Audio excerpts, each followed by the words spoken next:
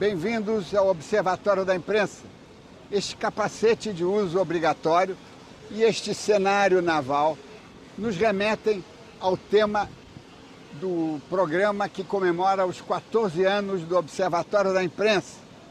O pré-sal, uma área do nosso litoral que começa no Espírito Santo e vai a Santa Catarina, é uma das maiores promessas de prosperidade do país, uma das maiores jazidas de petróleo já encontradas no mundo. O fato do pré-sal estar muito próximo do local onde estão instalados os maiores grupos de comunicação do país não garante que a população local vai ser devidamente informada, porque a grande imprensa precisa de uma pequena imprensa que ela, sim, pode ser a fiscal e a sentinela da sustentabilidade.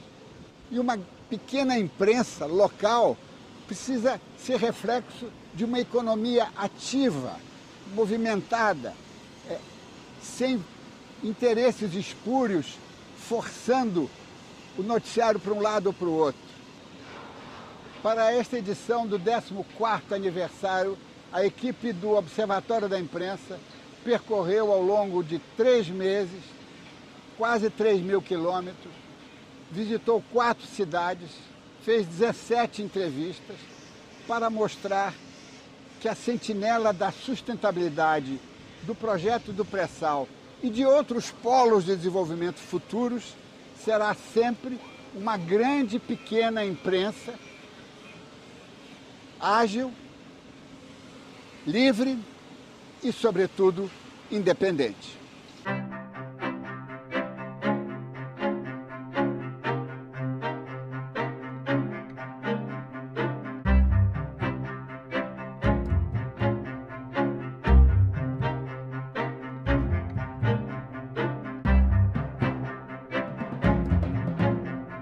Uma das maiores riquezas do Brasil está no fundo do mar, numa profundidade que supera os 7.000 metros.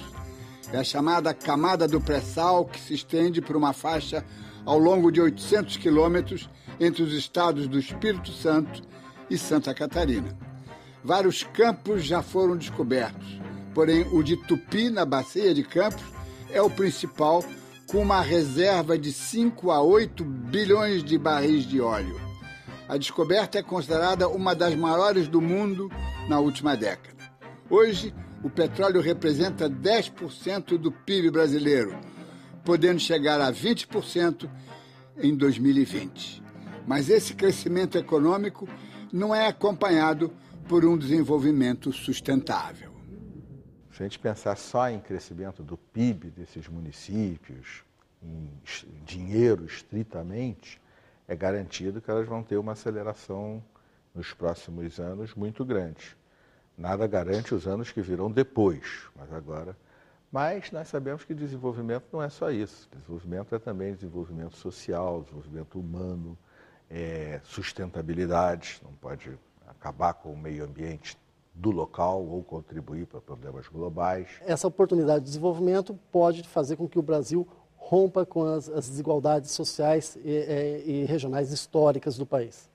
Agora, claro que a experiência tem mostrado que a divisão igualitária dos recursos não é adequada. A pulverização dos recursos para os municípios necessariamente leva à corrupção, a um recurso que vai para o ralo, porque os municípios não têm capacidade institucional para o planejamento das ações, a malversação desses recursos públicos, a construção de obras faraônicas.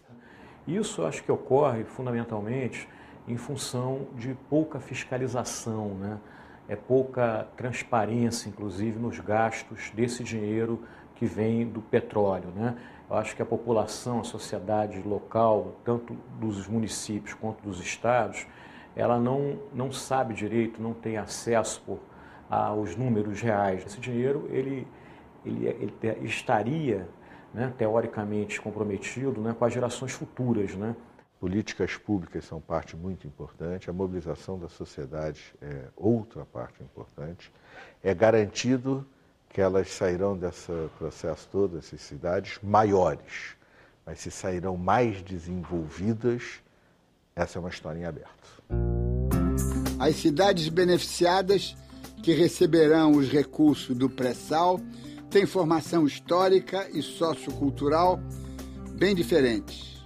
Vitória do Espírito Santo tem a maior renda per capita entre as capitais brasileiras.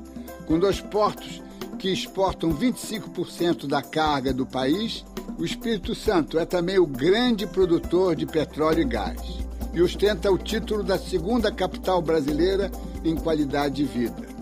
Mas a população convive com um contraste dramático. Atualmente, o Espírito Santo é o 2º estado mais violento do país. Os graves problemas da região não são destaque na mídia local. O principal problema da imprensa regional brasileira é decorrente do fato de que demorou muito tempo para que os locais mais distantes dos grandes centros se transformassem em comunidades, em sociedades capazes de manter um jornal vivo. Portanto, com exceção de alguns poucos títulos nos polos de desenvolvimento do país, até 15, 20 anos atrás era raríssimo você encontrar um jornal de alcance regional, estadual ou de região dentro de um estado que fosse capaz de sobreviver às custas apenas da sua receita de circulação e de publicidade. Se não tivesse a informação local nas nossas televisões, que são afiliadas, todas são afiliadas, eu acho que o povo não sentiria a falta do noticiário local, não. É uma pauta, não digo viciante, mas uma pauta rotineira. Existe um noticiário na televisão local de 10, 15, 20 minutos, que é obrigatório, é diário. Às vezes a gente não tem notícia para cobrir aqui. A capital capixaba conta com 3 jornais impressos, 4 na internet e 8 rádios. Mas a pauta é limitada. Outra cidade que ganhou força a partir da exportação de cargas foi Santos, no litoral de São Paulo. O município abriga o maior porto da América Latina, responsável por mais de 1/4 da movimentação da balança comercial brasileira. Há 2 anos, foi iniciada a produção do pré-sal na Bacia de Santos. Hoje já são extraídos milhares de barris no polo do pré-sal e daqui a 5 anos a produção diária vai alcançar 1 milhão de barris por dia. Esse pulo, né, da produção 3 vezes maior, quer dizer, vai também gerar 3 vezes maior, ou não sei quantas vezes maior, esse dinheiro para os municípios e estados, né?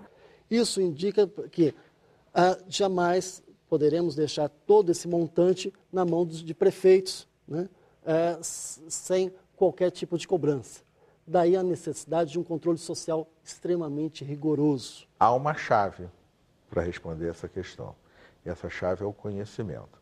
É aproveitar esse afluxo de recursos, de investimento, para maximizar as oportunidades de acessar conhecimento daquela população. Isso tem qualidade do ensino público é, obviamente, um dos fatores centrais, mas não se esgota aí.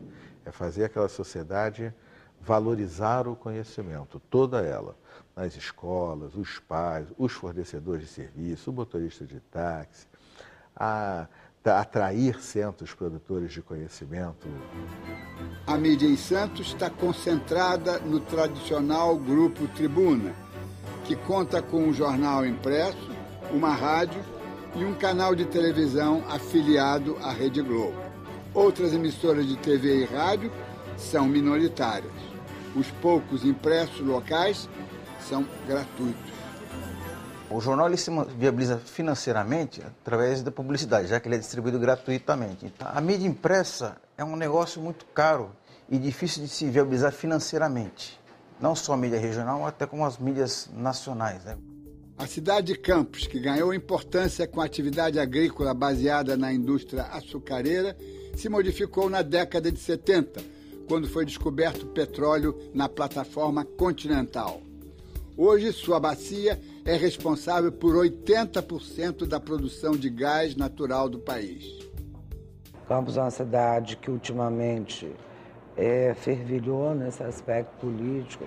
Cai prefeito, sai prefeito, vem outro, caça. Então, nós atravessamos um período muito conturbado e até prejudicial à própria comunidade. A principal cidade do norte fluminense sempre teve forte tradição na imprensa.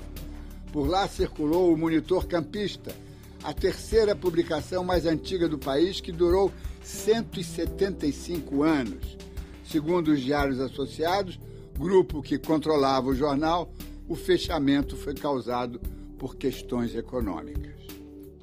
E as razões da morte dele são difíceis de explicar, certamente passam aí por questões que dizem respeito à própria morte do jornalismo impresso, ou pelo menos no que diz respeito a uma crise que passa esse tipo de jornalismo, mas também por questões locais, né?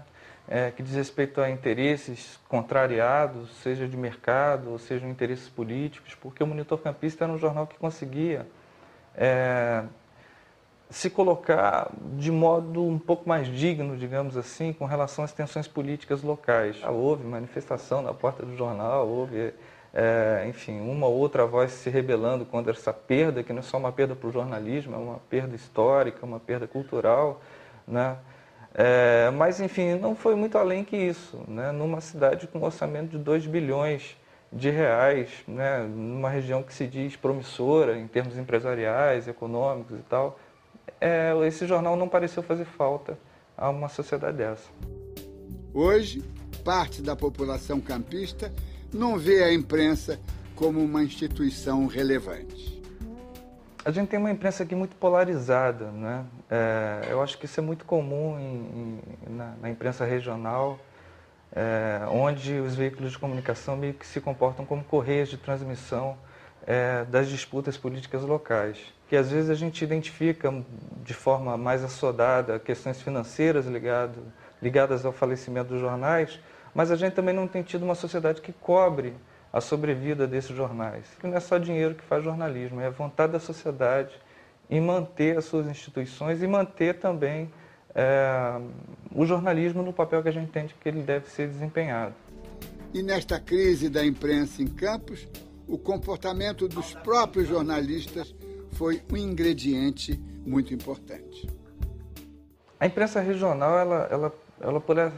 por ela ter essa característica de estar mergulhada ali muito próxima num determinado universo, parte do que parece ser o seu processo de construção de legitimidade é meio que responder a questões pontuais, locais, de disputas, de interesses, que muitas vezes não são de interesses jornalísticos.